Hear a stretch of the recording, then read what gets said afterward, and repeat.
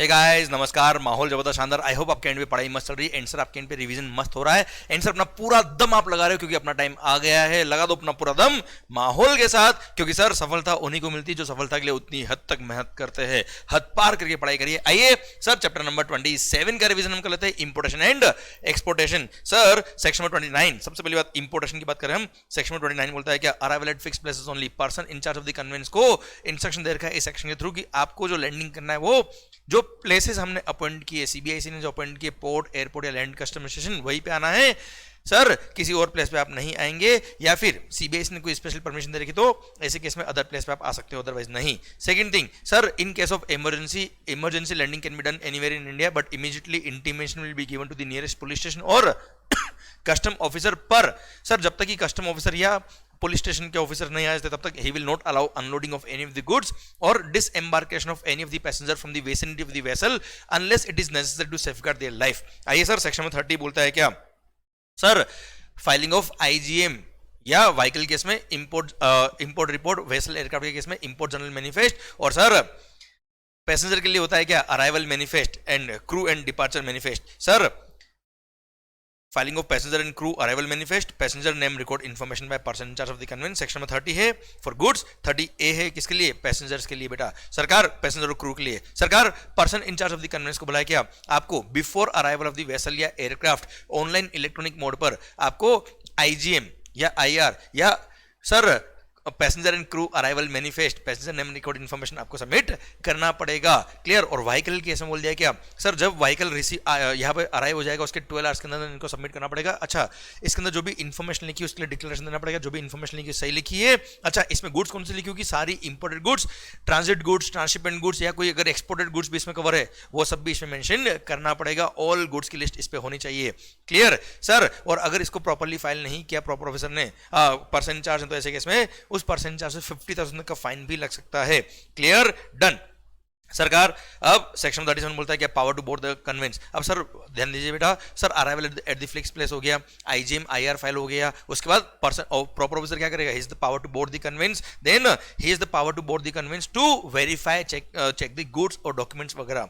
फिर he is the power to require the production of documents and ask the question, person in charge से document मांग सकता है, question पूछ सकता है प्रॉपर ऑफिसर वेरिफिकेशन पर्पस के लिए। ओके, वेरिफिकेशन हो गया, एवरीथिंग फाउंड।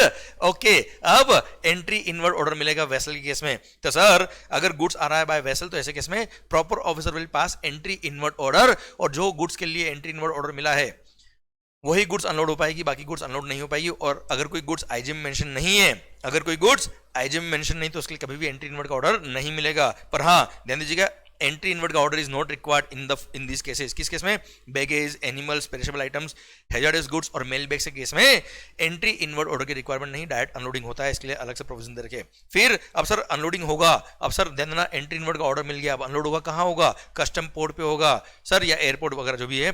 सर कहाँ पे होगा, कस्टम पोर्ट पे होगा, विद इन कस्टम एरिया होगा, under the supervision of custom officer होगा, ड्यूरिंग वर्किंग डे होगा, ड्यूरिंग वर्किंग आवर्स होगा, except on payment of overtime fees. अगर वर्किंग आवर्स के बाद या हॉलिडे पर आपको ये काम करवाना तो ऐसे केस में ओवरटाइम चार्जेस पे की, जिसको बोलते हैं मर्चेंट ओवरटाइम चार्जेस। और हमने जीएसटी के अंदर पढ़ा है क्या, मर्चेंट ओवरटाइम चार्जेस जो कस्टम चार्ज करता है उस पर जीएसटी नहीं लगता है, जीएसटी इज एग्जेम्प्ट। सर अब बोट नोट, मान लो कोई वेसल जो आ तो गया है पर उसको पार्किंग स्पेस नहीं मिल रहा है, बर्थ नहीं मिल रहा है, क्लियर, या उसके पास कुछ गुड्स ही है और उसको सर यहाँ पर ट्रैवल करके यहाँ पे पार्किंग में खड़े होकर अनलोड करने में बहुत टाइम लग जाएगा, तो ऐसे केस में छोटी बोट भेज के गुड्स मंगा सकते हैं सर, या फिर छोटी बोट के थ्रू कुछ गुड्स भेजना तो वो भी भेज सकते हैं बेटा। तो उसको बोलते हैं क्या सर, छोटी छोटी बोट के थ्रू जब गुड्स आता है तो उसके लिए एक डॉक्यूमेंट चाहिए था, उसके डॉक्यूमेंट को बोलते हैं क्या, बोट नोट। तो सर कोई भी गुड्स उस बोट में रखना हो, जैसे बड़े वेसल से बोट में रखना हो तो उसको बोलते हैं गुड्स बीइंग वाटर बोर्न। तो sir goods being water borne होने के लिए इसको बोट नोट रिक्वायर्ड है। और सीबीएसई चाहे तो कुछ स्पेशल केस में या जनरली भी बोट नोट की रिक्वायरमेंट को एग्जामिशन दे सकती है, वो उनका पावर अलग है। क्लियर। अब सेक्शन 44, अब साहब अनलोडिंग का ऑर्डर मिल गया, अब अनलोडिंग होगा। अनलोडिंग होने के बाद goods will be handed over to the custodians. Clear sir. अब ध्यान देना बेटा, पर provisions of custodians do not apply to baggage and goods imported or to be exported by post, क्योंकि सर बैगेज के लिए मतलब जो पैसेंजर खुद लेके आ रहा है, प्रॉपर ऑफिसर अपने पास रखेगा नहीं, तो बैगेज पैसेंजर के पास आएगा बेटा। और बाय पोस्ट में पोस्टल अथॉरिटी पास गुड्स आता है, डायरेक्ट कस्टोडियन के पास नहीं आता है। अब sir After unloading, goods are handed over to the custodian who will held the custody of the goods unless a valid order has been passed for clearance of those goods. अच्छा, clearance भली for home consumption हो भली for where housing हो, पर एक बार goods कहा जाएगा custodian के पास, फिर वो अलाउ करेंगे इधर for removal for home consumption or warehousing after getting the proper order. Clear. और ध्यान देना बेटा, उनकी पोजीशन में था गुड्स और उस टाइम पे कोई गुड्स चोरी हो गया तो उनको बोलते हैं क्या, pilfered goods. Sir goods theft in petty quantity, small quantity is called petty theft. It is called pilfered. Those goods are called pilfered goods. तो ऐसे केस में बोल दिया क्या, custodian shall be liable to pay custom duty on such pilfered goods. Importer shall not be liable to pay custom duty on such pilfered goods. और हाँ, custodian को अगर कस्टम पे करना तो relevant डेट क्या होगी, जिस दिन IGM फाइल हुआ था या IR फाइल हुआ था, that is the relevant date for rate of duty sir in respect of pilfered goods, जिसपे कस्टम पे करना पड़ेगा किसको, custodian को. क्लियर. पर हाँ, to establish pilferage there must be some tampering with the package. Sir package कैसे फटा होना चाहिए, कैसे खुला होना चाहिए, तभी जाके तो प्रूव होगा कि पिल्फरेज हुआ है.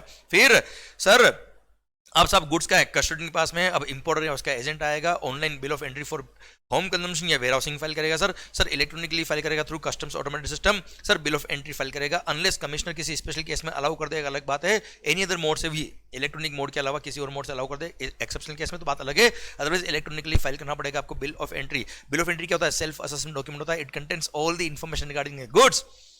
सर मैक्सिमम पॉसिबल डॉक्यूमेंट आप अटैच करेंगे सो दैट आप प्रूव कर पाओ कि गुड्स की ओनरशिप आपकी है, गुड्स का आइडेंटिटी क्या है, गुड्स का वैल्यू क्या है, ये सब कुछ डिक्लेयर करेंगे आप.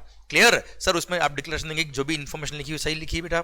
सर जो भी रेस्ट्रिक्शन या आपको प्रोहिबिशन फॉलो करना तो आपने फॉलो किए हैं, सर ये सब कुछ आप इसमें मेंशन करेंगे. प्लस सर अगर आपने कभी मान लो बिल ऑफ एंट्री फाइल कर दी फॉर होम कंजम्पशन, पर आपको लगा नहीं मुझे वेयर हाउसिंग कराना, तो ऐसे केस में bill of entry can be exchanged or officer can allow the exchange of document and vice versa if it is not.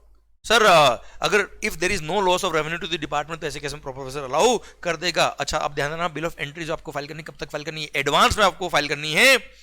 कब तक, sir if it is expected कि जिस वेसल एयरक्राफ्ट या vehicle से गुड्स आ रहा है if it will arrive with in 30 days, तो ऐसे केस में आप एडवांस में भी बिल ऑफ एंट्री फाइल कर सकते हो. पर सर लेटेस्ट लास्ट से लास्ट कब तक बिल ऑफ एंट्री फाइल कर सकते हो, तो ऐसे केस में बोल दिया क्या, जिस दिन जिस वेसल या एयरक्राफ्ट या व्हीकल से गुड्स आ रहा है, सर उसने जिस दिन वो आया है उससे एक दिन पहले तक, मतलब जैसे मान लो 14 फेब को वेसल एयरक्राफ्ट व्हीकल आया तो 13 फरवरी मतलब सर 13 फरवरी खत्म हुआ, डे एंड होगा, उससे पहले पहले आपको बिल ऑफ एंट्री फाइल करना पड़ेगा. देखिए सर बड़ा इंपॉर्टेंट पॉइंट लगता है मुझे, कभी भी एक मार्क में आ सकता है ये. Sir importer shall present the bill of entry before the end of the day preceding the day on which aircraft, vessel or vehicle carrying the goods arrives at the custom station at which such goods are to be cleared for home consumption or warehousing. मतलब 14 Feb को vessel aircraft vehicle आ रहा है तो 13 Feb या उससे पहले पहले आपका बिल ऑफ एंट्री फाइल हो जाना चाहिए, नहीं तो सर अलग से फाइन दे रखे, इसके अलग से रेगुलेशंस बना रखे, सर उसके अकॉर्डिंग आपको फाइन लग जाएगा. क्लियर. डन. अच्छा अब amendment bill of entry last point. Sir अगर कभी मान लो बिल ऑफ एंट्री में आपसे आपने फाइल किया उसमें कोई गलती हो गई और सर गुड्स क्लियर भी हो गई, बाद में बता बड़ा गलती हो गई थी, तो ऐसे केस में amendment bill of entry can never be allowed. But केवल एक केस में बिल ऑफ एंट्री में अमेंडमेंट अलाउ होता है, कब, अगर at the time of filing of bill of entry आपने जो सर डॉक्यूमेंट्स अटैच किए थे उसमें क्लियरली आइडेंटिफाइड है कि साहब आपने गुड्स का वैल्यू मान लो 1 करोड़ था और आपने गलती से 10 लाख रुपए लिख दिया, तो सर जो डॉक्यूमेंट अटैच थे अकम्पनिंग डॉक्यूमेंट में साफ दिख रहा था कि गुड्स की वैल्यू 1 करोड़ रुपए थी, तो ऐसे केस में इसका मतलब फ्रॉडुलेंट इंटेंशन नहीं था आपका, गलती हो गई है बिल ऑफ एंट्री फाइल करने में, तो ऐसे केस में amendment bill of entry will be allowed. माहौल सरकार आइए सेक्शन 47 बोलता है क्या, रिमूवल. अब आपने बिल ऑफ एंट्री फाइल कर दिया इधर फॉर होम कंजम्पशन और फॉर वेयर हाउसिंग. सर अच्छा असेसमेंट का सेक्शन में पहले पढ़ लिया, सेक्शन में 17 और 18. सर गुड्स का असेसमेंट हो गया या प्रोविजनल असेसमेंट हो गया, ड्यूटी का अमाउंट निकल गया, आपने ड्यूटी का अमाउंट पे कर दिया, उसके बाद out of custom charge order pass होगा, out of custom charge order pass होगा, that is the permission for removal, और वो गुड्स ले जाएंगे फॉर होम कंजम्पशन. और अगर आपने वेयर हाउसिंग के लिए फाइल किया तो आपने thrice the amount of duty का वेयर हाउसिंग बॉन्ड साइन किया होगा, फिर आपको ऑर्डर फॉर वेयर हाउसिंग मिला होगा, परमिशन फॉर वेयर हाउसिंग मिला होगा, वो ऑर्डर लेके जाएंगे कहां, कस्टोडियन के पास, then he will allow the removal of the goods. बेटा क्लियर. डन. अब सर ध्यान देना बेटा, सर इसको बोलते हैं क्या, पे फर्स्ट क्लियर लेटर, पहले पे करो कस्टम फिर गुड्स को ले जाओ. पर कुछ बड़े लोगों को sir clear first pay later का ऑप्शन दिया, जिसको बोलते हैं क्या, deferred payment facility of import duty. Sir किनको दिया है, importers who are certified under authorised economic operator programme as tier 2 और टियर 3, या फिर ऑथराइज पब्लिक अंडरटेकिंग अगर आप हो तो आपको डेफर्ड पेमेंट का फैसिलिटी दिया गया है. अब डेफर्ड पेमेंट का फैसिलिटी जो दिया है उसमें फैसिलिटी क्या है, कोई खास बात नहीं है सर. पूरे कैलेंडर महीने में 1 तारीख से लेकर 15 तारीख के बीच में जो भी आपने बिल ऑफ एंट्री फाइल करके जो मतलब जो भी बिल ऑफ एंट्री आपको रिटर्न हुई है आपने बिल ऑफ एंट्री फाइल करी होगी, प्रॉपर पर्सन असेसमेंट चेक करके वेरीफाई करके बिल ऑफ एंट्री रिटर्न करिए, तो 1 तारीख से 15 तारीख के बीच में जो भी बिल ऑफ एंट्री रिटर्न हुई है उसका एक साथ में आप 16 तक पे कर सकते हो। सेम वे 16 से लेकर last day of the month तक का सर 1 तारीख ऑफ द नेक्स्ट मंथ तक आप पे कर सकते हो टैक्स। Clear, custom duty. और हाँ सर, मार्च का सेकंड हाफ जो होता है बेटा, मतलब 16 मार्च लेके 31 मार्च का जो हाफ है बेटा, उसके लिए आपको 31 मार्च उससे पहले पहले कस्टम पे करना पड़ेगा। इन लोगों को इलेक्ट्रॉनिकली कस्टम पे करना कंपलसरी है। और हाँ, अगर इन्होंने more than once in 3 consecutive month में, 3 कॉन्जिक्यूटिव मंथ में मोर देन वंस अगर ये डिफॉल्ट कर देते हैं ड्यू डेट से पे करने में, तो इनका ड्यू डेट का जो इनका डेफर्ड पेमेंट फैसिलिटी वो विड्रॉ हो जाएगा, अनलेस सर इन्होंने अपनी गलती रेक्टिफाई कर दी, मतलब जो इन्होंने पेमेंट डिफॉल्ट किया वो पे कर दिया विद इंटरेस्ट, तो इनका फैसिलिटी वापस से रीस्टोर हो जाएगा, अदरवाइज सर डेफर्ड पेमेंट का फैसिलिटी विड्रॉ हो जाएगा बेटा इनका। Clear, done. और हाँ, अगर कोई गुड्स आपने बिल ऑफ एंट्री में डिक्लेयर नहीं करी थी, सर बिल ऑफ एंट्री में डिक्लेयर नहीं करी या असेस नहीं हुई थी, तो उसके लिए डेफर्ड पेमेंट का फैसिलिटी नहीं मिलेगा, पहले आप पे करो फिर ले जाओ गुड्स को। क्लियर, ठीक, कोई खास बात नहीं है। अच्छा सर, इनको जो अगर कस्टमर ड्यूटी पे करना है सारे लोगों को, सर ध्यान देना, नॉर्मल लोगों को कस्टमर ड्यूटी जो पे करना है कब तक पे करना है सर, अगर आपने सेल्फ असेसमेंट किया था, ध्यान देना इंटरेस्ट की बात आ रही है बेटा, अगर आपने सेल्फ असेसमेंट किया था तो जिस दिन आपने सेल्फ असेस करके बिल ऑफ एंट्री फाइल करी है on the date of presentation of bill of entry, उस दिन ही आपको कस्टम पे करना है। पर अगर डिपार्टमेंट ने रीअसेसमेंट किया या डिपार्टमेंट ने प्रोविजनल असेसमेंट किया है, डिपार्टमेंट ने असेसमेंट किया है, तो ऐसे केस में sir 1 working day, 1 day excluding holiday, मतलब 14 फेब को आपका असेसमेंट हुआ तो 15 फेब या उससे पहले पहले ड्यूटी पे कर देना, नहीं तो 16 से क्या लग जाएगा इंटरेस्ट, कितना सर 15% पर annum simple interest number of days के हिसाब से बच्चों। Clear, done. अब जो पे करना है कस्टम वो इलेक्ट्रॉनिकली पे करना कंपलसरी है क्या सर, बोल दिया क्या, सारे ही लोगों को सर इलेक्ट्रॉनिकली पे करना कंपलसरी होगा। अगर 10,000 और मोर पर डे सर, मोर पर डे क्या, पर बिल ऑफ एंट्री 10,000 या उससे ज्यादा अगर आपका कस्टम का अमाउंट बनता है तो ऑनलाइन इलेक्ट्रॉनिकली पे करना कंपलसरी है, मतलब 9999 मतलब 9,999 तक अगर कस्टम का अमाउंट बनता है तो ऐसे केस में आप फिजिकली पे कर सकते हो, अदरवाइज ऑनलाइन पे करना कंपलसरी। पर अगर आप ऑथराइज इकोनॉमिक ऑपरेटर प्रोग्राम में रजिस्टर्ड हो तो ऐसे केस में आपको कंपलसरी ऑनलाइन ही पे करना पड़ेगा, कोई विशेष बात नहीं है। अच्छा, पेमेंट गेटवे क्या है बेटा, ICEGATE, electronic customs Indian customs electronic commerce और electronic data interchange gateway. Okay sir, out of customs order pass हो जाएगा। और अगर आपने sir bill of entry file ही नहीं करी सर, या आपने गुड्स का कस्टम क्लियरेंस नहीं कराया, 30 दिन हो गए, तो ऐसे केस में डैमरेज बिकम्स पेबल। अनलोडिंग के 30 दिन में अगर आपने बिल ऑफ एंट्री वगैरह फाइल नहीं करी, कस्टम क्लियरेंस नहीं करा, तो ऐसे केस में डैमरेज बिकम्स पेबल। उसको बोलते हैं पोर्ट डैमरेज चार्जेस। ये पोर्ट डैमरेज चार्ज वैल्यू का पार्ट नहीं बनता है, ship demurrage charge transport cost का पार्ट बनता है और ट्रांसपोर्ट कॉस्ट वैल्यू का पार्ट बनता है बेटा। Clear, done. आइए सेक्शन 51A बोलता है क्या, payment through electronic cash laser, जैसे आपने और हमने पढ़ा हुआ है जीएसटी के अंदर इलेक्ट्रॉनिक कैश लेजर और electronic credit ledger, duty credit ledger, sir वैसा कस्टम में भी इंट्रोड्यूस कर दिया है। तो सर हर एसएससी का इलेक्ट्रॉनिक कैश लेजर वहां मेंटेन होगा कस्टम पोर्टल पे जो isgate.gov.in है वहां पर। क्लियर, और वहां पे आपको इलेक्ट्रॉनिक कैश लेजर में major head wise minor head wise आपको अमाउंट जमा कराना पड़ेगा। उसके बाद आप सर जो आपका कस्टम का अमाउंट बनता है वो लायबिलिटी, भले टैक्स का, भले ड्यूटी का अमाउंट हो, भले वो इंटरेस्ट का अमाउंट हो, लेट पेमेंट आपका कोई पेनल्टी वगैरह हो, ये सब उसके थ्रू पे होगी आपकी बेटा। क्लियर, पर सर कुछ क्लास ऑफ असेसिस को गवर्नमेंट चाहे तो, या कुछ क्लास ऑफ इंपोर्ट्स को गवर्नमेंट चाहे तो एग्जाम कर सकता from the provisions of electronic cash ledger. ये प्रोविजंस को यूज करते हुए गवर्नमेंट ने बोल दिया क्या कि following deposits are exempted from the provisions of electronic cash ledger. अच्छा ध्यान देना बेटा, 31 मार्च 2023 तक, 31 मार्च 2023 तक इलेक्ट्रॉनिक कैश लेजर के ऑपरेशन को गवर्नमेंट ने एग्जाम किया हुआ था बेटा, पर उसके बाद ये एप्लीकेबल कर दिया है, मतलब 1 अप्रैल 2023 से ये एप्लीकेबल हो गया कि आपको कंपलसरी इलेक्ट्रॉनिक कैश लेजर के थ्रू टैक्स पे करना पड़ेगा, कस्टम पे करना पड़ेगा। क्लियर, पर 1 अप्रैल 2023 के बाद में इन फॉलोइंग डिपॉजिट्स को एग्जाम किया from the provisions of electronic cash laser. First क्या है सर, अगर आप ऐसे किसी पोर्ट से इंपोर्ट या एक्सपोर्ट कर रहे हो जहां पे कस्टम ऑटोमेटेड सिस्टम ही नहीं है, क्लियर, वहां पे फिजिकली काम होता है साहब। देखो, deposits with respect to goods imported or exported in customs station where custom automated system is not in place. Second sir, ये अब प्रैक्टिकली बात करें तो काम का नहीं है, क्यों, क्योंकि ये था क्या, अगर इंटरनेशनल कुरियर टर्मिनल से आप इंपोर्ट एक्सपोर्ट कर रहे हो तो, पर ये एग्जाम था टिल 30 जून 2023 ओनली, मतलब 1 जुलाई 2023 से। सर अगर आप इंटरनेशनल कुरियर टर्मिनल से गुड्स इंपोर्ट एक्सपोर्ट कर रहे हो तो भी ऐसे केस में आपको कैश लेजर के थ्रू ही कस्टम पे करना है। क्लियर, नेक्स्ट क्या है, अकम्पनीड बैगेज। भाई कोई पैसेंजर आउट ऑफ इंडिया से इंडिया में आ रहा है, बैगेज उसके पास में है, वो तो पैसेंजर है यार, अब बैगेज पे मान लो कस्टम लग रहा है तो क्या वो इलेक्ट्रॉनिक कैश लेजर ओपन करने जाएगा, क्या ना हो पाएगा, तो वहां पे तो आप डायरेक्ट पे करिए, काम हो जाएगा सर, कोई दिक्कत नहीं है। प्लस गवर्नमेंट ने बोल दिया क्या, इन 4 के अलावा कोई भी पेमेंट अगर है कस्टम का तो आप इलेक्ट्रॉनिक कैश लेजर यूज नहीं करेंगे, चल जाएगा। अच्छा, ये 4 में सारे कस्टम कवर हो गए, कौन कौन से कवर हुए sir, any duty of customs including cesses, surcharges levied as duties of customs, IGST, GST compulsion cess, interest, penalty, fee, any other amount payable under the customs act और custom tariff act. इसके अलावा अगर कोई amount है तो वो ठीक है, आप किसी और मोड से पे करिए, कोई दिक्कत नहीं है, पर इलेक्ट्रॉनिक कैश लेजर इनके लिए तो कंपलसरी है। Clear, done. तो कुल मिला के ये custom duties, IGST 3739, sir other duties of customs, cess, penalty, late fee, interest, ये सारा जो है ये सारा आपको कैश लेजर के थ्रू पे करना, एक्सेप्ट अकम्पनीड बैगेज और एक्सेप्ट सर अगर जिन कस्टम स्टेशन पर अभी तक कस्टम ऑटोमेटेड सिस्टम इंप्लीमेंट नहीं हुआ है। Clear, done. और इसके अलावा कोई अमाउंट है तो ठीक है, आप किसी और मोड से पे कर सकते हो, हमें कोई तकलीफ वाली बात नहीं है। आइए, electronic duty credit ledger, sir जैसे हमने पढ़ा है फॉरेन ट्रेड पॉलिसी के अंदर, सर रोडटेप स्कीम या रोशल स्कीम, रोशल तो आपके कोर्स में नहीं आती, रोडटेप स्कीम, तो sir RoDTEP duty credit script जो मिलता है आपको वो आपके इलेक्ट्रॉनिक ड्यूटी क्रेडिट लेजर में क्रेडिट कर दी जाएगी बेटा। क्लियर, और इस तरह के जो ड्यूटी क्रेडिट स्क्रिप्ट्स आपको मिलते हैं, जो भी बेनिफिट्स मिलते हैं कस्टम के, वो सब आपके इलेक्ट्रॉनिक ड्यूटी क्रेडिट लेजर में शिफ्ट कर देंगे। अच्छा, आप ड्यूटी क्रेडिट लेजर को किसी और को ट्रांसफर भी कर सकते हो बच्चों। अगर आपने ट्रांसफर कर दिए तो उतना क्रेडिट आपके अकाउंट से डेबिट हो जाएगा बेटा, और जिसको ट्रांसफर की उसके अकाउंट में क्रेडिट हो जाएगी बेटा। और जब आप फ्यूचर में इंपोर्ट करते हो कोई गुड्स और बेसिक कस्टम ड्यूटी को पे करने के लिए इस इलेक्ट्रॉनिक ड्यूटी क्रेडिट लेजर को यूज करते हो तो उतना अमाउंट डेबिट हो जाएगा बच्चों। हाँ है ना भाई, कोई खास बात नहीं। आइए मालिक, disposal of the goods, sir unloading करने के बाद 30 दिन तक कोई आया नहीं और कोई फर्दर एक्सटेंशन भी नहीं मिला तो ऐसे केस में कस्टम ऑफिसर के आपकी गुड्स का ध्यान रखते रहेंगे क्या? कोई आया नहीं भाई, लावारिस पड़ा है गुड्स, तो ऐसे केस में इन गुड्स को प्रॉपर ऑफिसर क्या कर देगा? डिस्पोज ऑफ कर देगा after taking permission from the commissioner. अब ऐसे केस में सर इसका ऑक्शन होता है, आपने देखा होगा कई सारी मूवीज में कस्टम का ऑक्शन होता है। सक्सेसफुल बिडर को सर जो भी बिडिंग होती है बेटा इसके ऑक्शन के थ्रू, जो सक्सेसफुल बिडर होगा उसको इंटिमेशन दे दिया जाएगा कि आप इस गुड्स के सर सक्सेसफुल बिडर हो, आप अपना रिमेनिंग अमाउंट जो है वो पे करें एंड सर अपनी गुड्स ले जाए बेटा। हाँ है ना भाई, क्लियर, डन। सर अब आइए बेटा कहां पर, section 49 warehousing without warehousing. Sir बड़ा ही सुंदर पॉइंट है बेटा, ध्यान देना बेटा।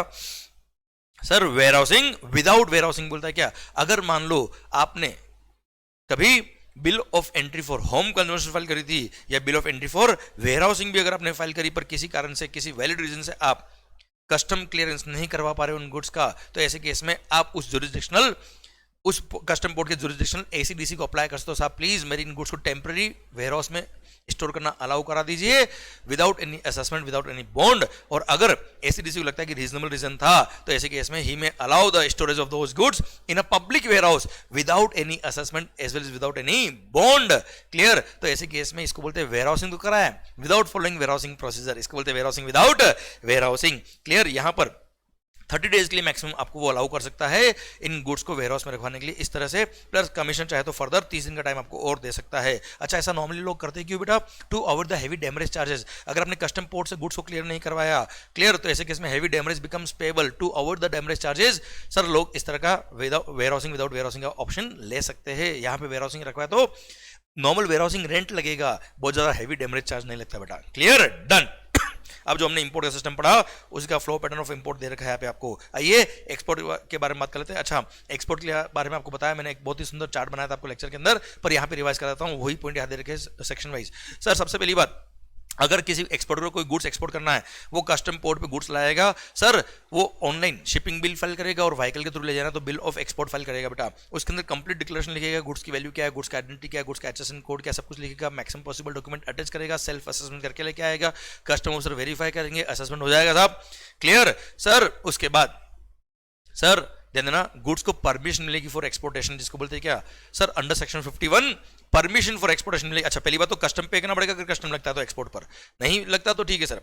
क्लियर, सर अब लेट एक्सपोर्ट ऑर्डर आपको मिलेगा अंडर सेक्शन 51। 50 बोलता है आप शिपिंग बिल फाइल करेंगे, 51 बोलता है क्या आपको परमिशन फॉर एक्सपोर्ट मिलेगा, लेट एक्सपोर्ट ऑर्डर। अगर आपने शिपिंग बिल फाइल किया, असेसमेंट हो गया, ड्यूटी का अमाउंट था, अगर पे कर दिया, नहीं था तो ओके, परमिशन मिल जाएगा, लेट एक्सपोर्ट ऑर्डर। ये तो आपको परमिशन मिला, और पता है आपको this date is relevant for rate of duty and tariff value, अगर कस्टम लगना है तो बेटा, ठीक है। एंड शिपिंग बिल का date is relevant for rate of exchange, अगर कस्टम लगना है तो वैल्यू निकालने के लिए रेट ऑफ एक्सचेंज कौन सा लेंगे? CBIC वाला, कब किस दिन का? जिस दिन शिपिंग बिल फाइल किया है। ओके, अब सर ध्यान देना बेटा, अब आपकी गुड्स लोड हो सकती है कहां पे? सर जिस कन्वेंस आपको गुड्स को एक्सपोर्ट करना है, पर सबसे पहले वो कन्वेंस भी तो एलिजिबल होना चाहिए गुड्स को लोड करने के लिए, इसलिए उसको वेसल से अगर गुड्स आ रहा है तो वहां पे एंट्री आउटवर्ड ऑर्डर चाहिए। तो सर पर्सन इंचार्ज गुड्स कोई भी उसके वेसल पे लोड नहीं करवा पाएगा अनलेस उसको एंट्री आउटवर्ड ऑर्डर नहीं मिल गया है। और एंट्री आउटवर्ड के प्रोविजंस अप्लाई नहीं होते किस पर, मेल बैग्स पर और बैगेज के केस में। ओके, अब एंट्री आउटवर्ड का ऑर्डर मिल गया, अब ऐसे केस में person in charge of the convince sir goods का लोडिंग अलाउ करेगा, but he will allow loading of only those goods जिसके लिए प्रॉपर ऑफिसर ने प्रॉपर ऑर्डर पास किया। लेट एक्सपोर्ट ऑर्डर जिन गुड्स के लिए मिला है उन्हीं गुड्स का लोडिंग अलाउ करेगा, किसी और गुड्स का लोडिंग अलाउ नहीं करेगा। क्लियर? अब गुड्स लोड हो जाएगी साहब, सर जैसे गुड्स लोड होगी वो हमको क्या देगा बेटा, मेट्स रिसीट देगा, और जो शिपिंग एजेंट होता है बेटा वो हमको क्या इश्यू करेगा, सर बिल ऑफ लेडिंग। अरे हाँ है ना भाई, बिल ऑफ लेडिंग हमारे पास एविडेंस हो गया, ये ओनरशिप डॉक्यूमेंट होता है बच्चा। क्लियर? ठीक। अब सर जिन भी लोगों ने गुड्स लोड कराना था वो लोड कराया सर।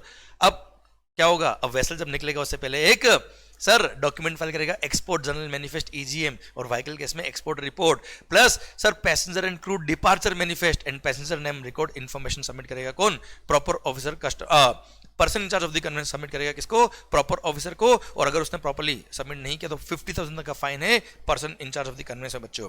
हाँ ना भाई? अच्छा, ईजीएम और ईआर बनता कैसे बेटा, सर भाई जितनी वेसल पे गुड्स है वो लोड हुई होगी, जब लोड हुई होगी तो रेस्पेक्टिव लोगों को उन्होंने क्या दिया होगा बेटा, मेट्स रिसिट दी होगी, मेट्स रिसिट के बेस पे इनको बिल ऑफ लेडिंग मिला होगा सर, बिल ऑफ लेडिंग के बेस पर सारे बिल ऑफ लेडिंग मर्ज कर दो। क्लियर? तो बन गया आपका क्या, एक्सपोर्ट जनरल मैनिफेस्ट बेटा। क्लियर? सारी की सारी गुड्स का इन्फॉर्मेशन आ जानी चाहिए बेटा। अच्छा, रेलवे केस में रेलवे रिसिट मिलती है, बाय अगर रोड गुड्स जा रहा तो ऐसे केस में लॉरी रिसिट मिलती है बेटा आपको। इन सबको अगर सारी इन रिसिट्स को, मतलब जितनी गुड्स लोड हुई उन सबका जो एविडेंस था, डॉक्यूमेंट्स को मर्ज कर देंगे, सारी गुड्स जो थी वो सबकी लिस्ट बन जाएगी, वो हो गया आपका ईजीएम। प्लस ऑलरेडी अगर गुड्स इस पे है तो उनको भी ऐड कर देना बेटा, ये आपका ईजीएम बन गया बेटा। क्लियर? आइए sir section 42, no conveyance to leave without return order. अब आपने ईजीएम फाइल कर दिया, फिर EGM passenger and crew departure manifest वगैरह फाइल कर दिया, तो ऐसे केस में अब प्रॉपर ऑफिसर आपको रिटर्न ऑर्डर देगा, तभी आप डिपार्चर हो पाएगा, वरना डिपार्चर ना हो पाएगा। अब रिटर्न ऑर्डर मिल गया, निकलिए बेटा। प्लस लास्ट सेक्शन क्या बोलता है, exemption of certain classes of conveyance from certain provisions. बोल दिया मालिक क्या कि प्रोविजंस ऑफ सेक्शन नंबर 30 है क्या, IGM, 41 EGM and 42 no conveyance to leave without return order, ये प्रोविजंस अप्लाई नहीं होंगे in respect of vehicle which carries no goods other than luggage of its occupants. Luggage के अलावा कोई और goods नहीं, तो ऐसे केस में ईजीएम आईजीएम और रिटर्न परमिशन की जरूरत नहीं है वेसल को। प्लस अगर कोई दूसरी गवर्नमेंट का कोई कन्वेंस इमरजेंसी लैंडिंग कर रहा था ऐसे केस में सर उस पर प्रोविजंस अप्लाई नहीं होंगे। क्लियर? डन। ये एक्सपोर्टेशन के प्रोविजंस के बारे में हमने बात कर ली। आइए बच्चों section 52 to 55, transit goods and transshipment goods. बड़ा ही सुंदर पॉइंट है sir. Transit goods means the goods, भाई सिंगापुर से गुड्स इंडिया में आ रहा तो क्या जरूरी है कि इंडिया के लिए सारी गुड्स हो बेटा? नहीं सर, होता है कुछ गुड्स, जैसे सिंगापुर से गुड्स वेसल आया कहाँ, मुंबई पोर्ट पे, पर सर 1 लाख यूनिट वहां से निकला था। अब उसमें से मान लो 70,000 यूनिट्स मुंबई पोर्ट के लिए, पर 30,000 यूनिट में से 10,000 यूनिट का लिए थी कोलकाता के लिए थी, और 20,000 यूनिट का लिए थी दुबई के लिए मान लो, तो 30,000 यूनिट वहां पे अनलोड नहीं हो रही है। तो sir the goods which are there on the board the vessel और aircraft but not getting unloaded at that port, तो उस पोर्ट के लिए, मुंबई पोर्ट के लिए, this goods will be called transit goods. और ट्रांजिट गुड्स पे कोई कस्टम पे करने की जरूरत नहीं है। प्रॉपर ऑफिसर के पास पावर है कि उस पे सीबीआईसी के पास पावर है कि वो चाहे तो रेगुलेशंस बना सकते हैं, पर इन पे कस्टम पे करने की जरूरत नहीं है। सर इन पे दो ही प्रोविजन अप्लाई होते हैं, कौन कौन से, those goods will be mentioned in IGM as well as in EGM, otherwise कोई प्रोविजन इन पे अप्लाई नहीं होंगे।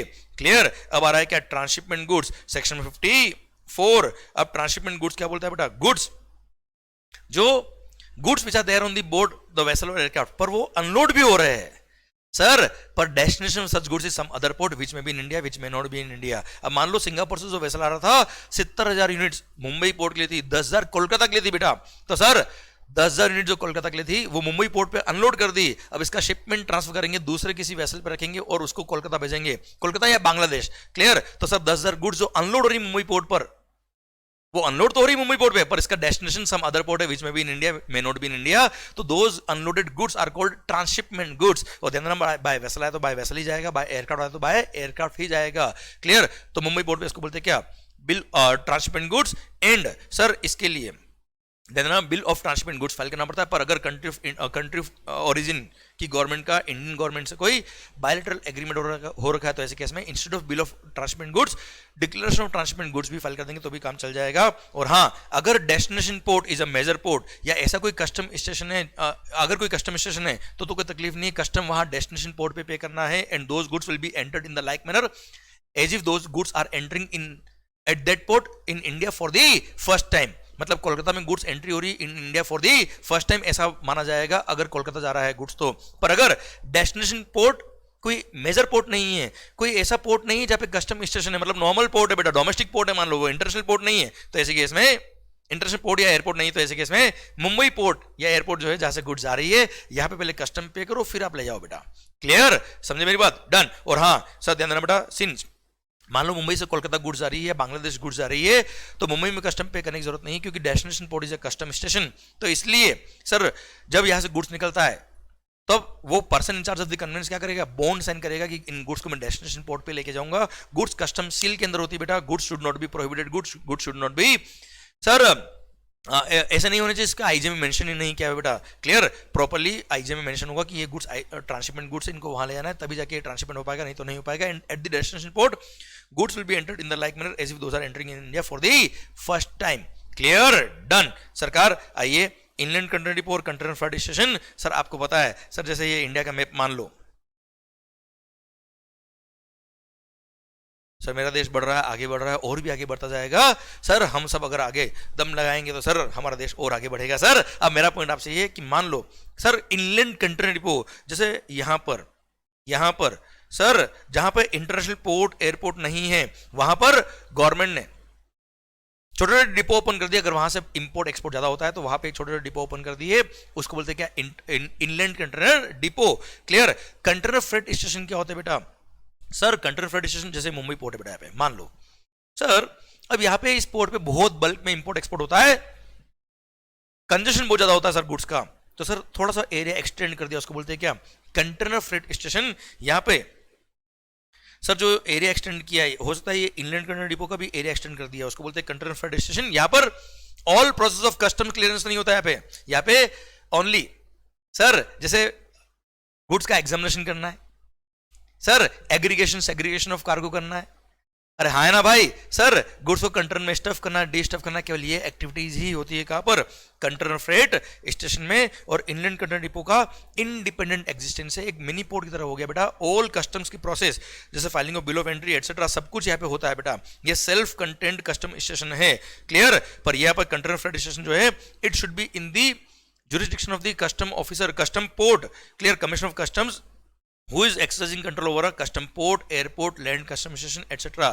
clear, और उसका ये extension है just to decongest the port, airport या land custom station. clear, it cannot have any independent existence. clear, it has to be linked with the proper custom port, airport, land custom station या inland container depot. clear, done. सरकार आइए मालिक, difference between section 13 and 23 pilfered goods और loss और destruction of the goods under section 23। Sir सुनना बच्चों ध्यान से, सबसे पहले पिल्फर्ड गुड्स मतलब चोरी हुआ है बेटा।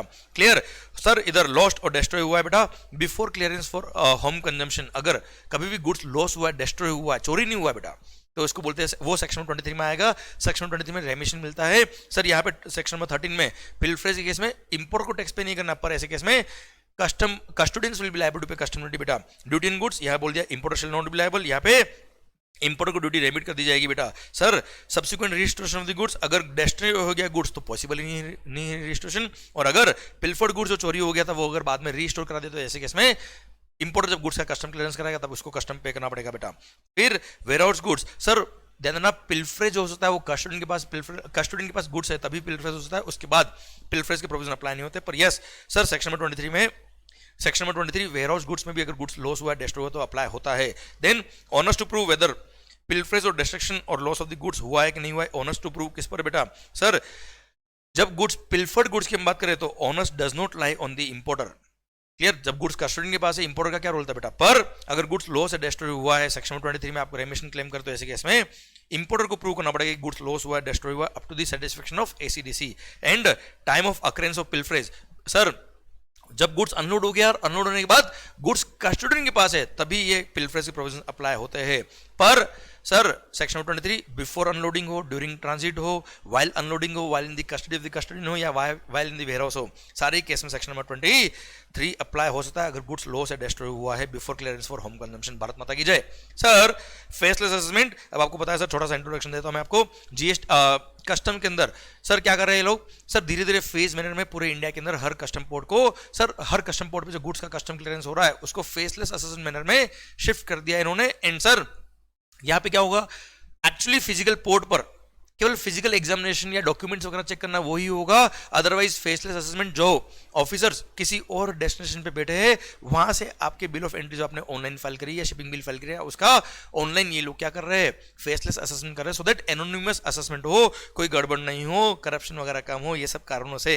क्लियर। प्लस क्या होगा sir, specific industry wise officer appoint कर देंगे, सो दैट उसमें स्पेशलाइजेशन आ जाएगा काम का, काम फास्ट भी होगा, अच्छा भी होगा, स्मूथ भी होगा, एंड सर इफेक्टिव असेसमेंट होगा। इसी के साथ भारत माता की जय। एंड कस्टम का पोर्टल कौन सा बेटा, आपको ऑलरेडी बता चुका हूं मैं, isget.gov.in। एंड सर इसी के साथ ये चैप्टर भी खत्म होता है। अब लगा दो अपना पूरा दम, क्योंकि सर प्रूव करना है आपको अपने आप को, अपने जो फैमिली मेंबर्स है, आपके जो दोस्त है, उनको प्रूव करना है कि यस आपने उनके लिए मेहनत करी, उनको खुशी देने के लिए मेहनत करी। लगा दो अपना पूरा दम। All the best, we all are with you. हमारी सारी प्रेयर्स आपके लिए है, we all are praying for your success. All the best guys. माहौल बनाइए, खुश होकर पढ़िए, which is more important. Love you lot, take care, bye bye. माहौल जबरदस्त, शानदार।